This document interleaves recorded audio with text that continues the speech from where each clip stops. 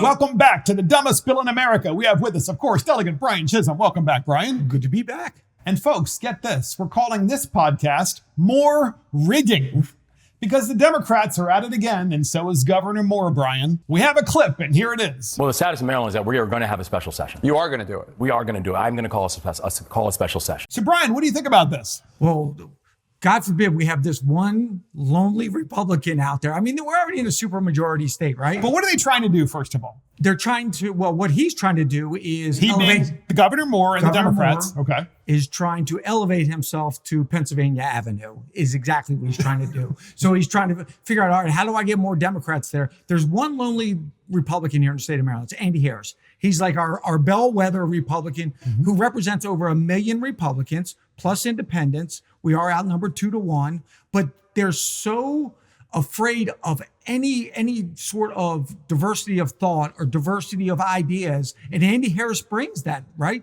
He's the one guy that actually says, no, this is not going to work. We know that your track record there in the state of Maryland, if you screwed up everything, Andy's like, maybe you should try something different. But they don't want to hear that. They want Andy gone because they want nothing but total dominance. And you and I have felt this ourselves. They don't like when somebody actually stands up against them. And Andy Harris has been that. And not just that, Andy Harris is a pretty powerful guy in Congress. He is. He holds the purse strings. He's the head of the Freedom Caucus. That's exactly right. And they hate him for that. They do. So Governor Moore's decided, well, let's double down.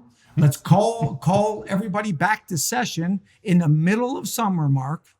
Call us all back. By the way, taxpayers, you're paying for this. For us to go sit there for 3 hours in this kabuki theater of debate where they're going to pass whatever freaking map they are. Actually, what they're doing is they're changing the Constitution. Yeah. The Constitution lays out a certain way. So let's talk about this for a minute. So we're calling this More Rigging, this podcast, because this takes gerrymandering to a new level, right, Brian? And podcast listeners, here's what they're doing. They're changing the Constitution, the Democrats and Governor Moore, in an election year. And in addition to that, remember, in an election year, you're changing the very document by which we all live by. And you're saying, well, I'm going to change that document because I can. I'm going to do it during an election year to rig the system. And I'm going to notify you. And here's the other thing, Brian. The Speaker of the House and the Senate President notified the legislature that you have to keep the 16th to the 18th of July free, as well as the 3rd to the 5th of August free for special sessions. And they're not sure which, who knows, it could be both. And you can't, we're in an election year. Yep. You can't raise money during a special session, okay? You can't raise money during a session. Those are good rules. But the Democrats are effectively shutting down the entire Republican Party from being able to raise money, to be able to advertise, from campaigning, obviously. It is literally election interference by the Speaker and by the Senate President and by this is election interference, literally election interference. Changing the Constitution, that's rigging. So Brian, go ahead. And that's an excellent point that I didn't think about because there's so many other things wrong with this idea. But if you think about it, Mark, in the state of Maryland, that's August 3rd is exactly 90 days from Election Day. Now we bring in mail-in ballots. People are going to be getting ballots pretty soon after that. I don't know how soon they get them, but it's within 30 days because I think you start to get them in September.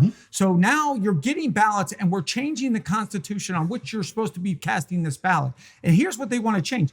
Right now, the Maryland Constitution says, well, they got to be contiguous and compact, meaning the people that represent you should live by you and live within certain boundaries. But they don't want that now. They don't want that. We want to be able to draw all the squiggly lines we want so that we can entrap as many different Republicans into Democrat areas. So you have to live under this Democrat rule. And cheat. It is totally cheating, and everybody agrees with that on both sides. But they're like, we don't care. Governor Moore is so desperate because Newsom is kicking his ass that he's like, Oprah told me it was going to be a lot harder than this. What's the Democrat part? Look, it's all the Democrats in the legislature too.